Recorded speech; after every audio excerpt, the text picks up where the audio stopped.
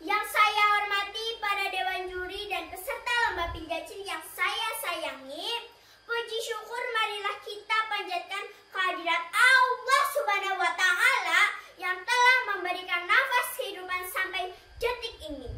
Salawat serta salam kita panjatkan kepada junjungan kita Nabi besar Muhammad SAW yang telah membawa kita dari zaman jahiliyah ke zaman yang terang benderang seperti sekarang ini. Perkenalkan, nama saya Iyut Almira Kaylila dari kelas 5B. Sahabat-sahabatku yang dicintai Allah, tidak ada yang menginginkan situasi seperti ini. Terbatas aktivitas mulai dari bermain, belajar, dan rekreasi. Keadaan ini dapat menurunkan motivasi dan prestasi belajar.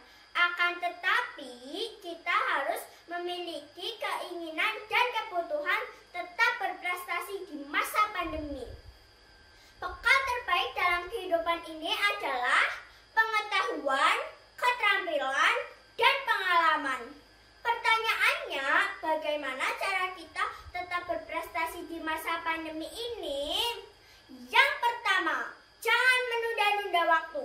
Gunakan waktu sebaik mungkin, harus bisa membagi dan menepati waktu. Yang kedua, rajin belajar dan pantang menyerah.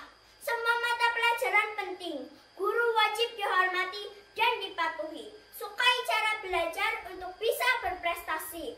Hal ini sesuai dengan hadis riwayat Muslim yang artinya